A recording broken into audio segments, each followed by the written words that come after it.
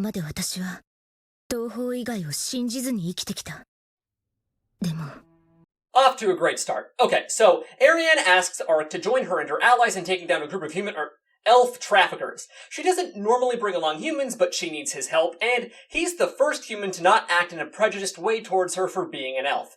That's right, all you ladies out there. Ark's not like other Yamato Japanese. This woke bae has a brown bear sticker on the back of his laptop and spent 5 whole minutes Googling about Yu Guansun.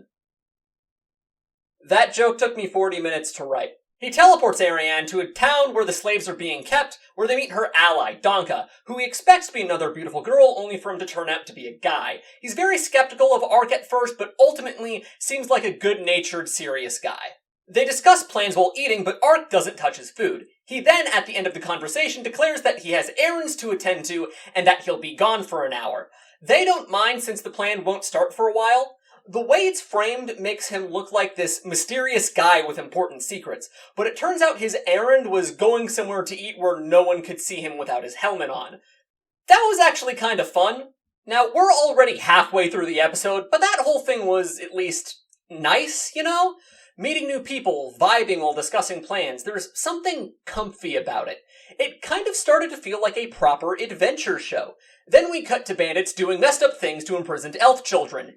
Yay! Ark helps them sneak in, and we started to get into this fun quest procedural thing, which I think really works well for isekais like this. But then it gets interrupted by... yeah, it's a fan service scene, but hey, at least this one doesn't involve molestation. Ark and Danka teleporting in after was a little funny too, at least. Him using it inside to avoid making noise is a nice detail too. Oh, also a ninja is watching them? Inside, they see a bunch of the bandits have had their throats slit, which you could already guess was the ninjas doing, and yeah, you're right.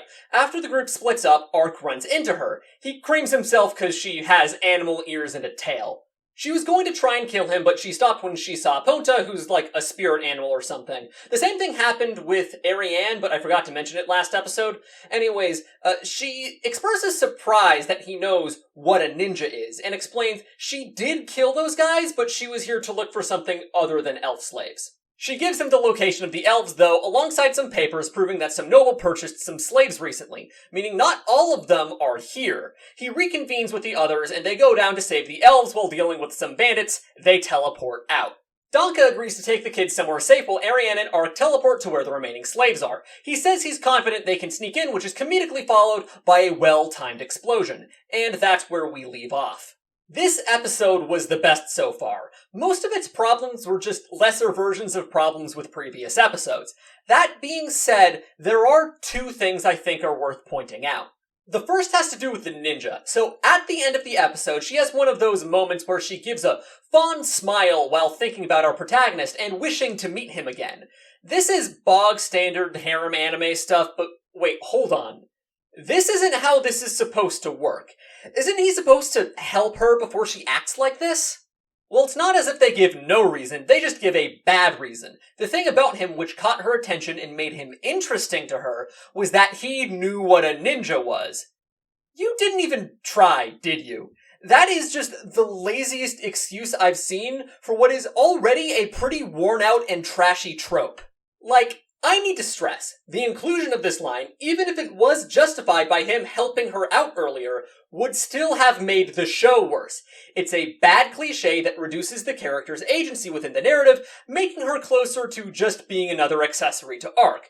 But even then, the author didn't put in effort to justify this bad cliche. The other thing has to do with pacing. Remember the first episode and how everything just kind of happened? Things flowed into each other, but nothing in the episode really supported anything else. This is similar. See, this scene where he meets the ninja takes over 2 minutes out of the latter half of the episode that was dedicated to the break-in. That's a lot of time to spend on exposition. But moreover, it's a lot of time to take away from the point of the episode. We spent a while breaking in, and then we just stopped for 2 minutes to have this other tangentially related thing. Most of the tension that this scene built was diffused later in the scene, so nothing here adds to the break-in other than how it moves the plot forward. And you want to know what the kicker is? He, for some reason, lied about meeting this ninja girl to his allies and instead told a story about how he captured enemies and got information out of them. And that's why he knew where the elves were. But that would have been, engaging, right?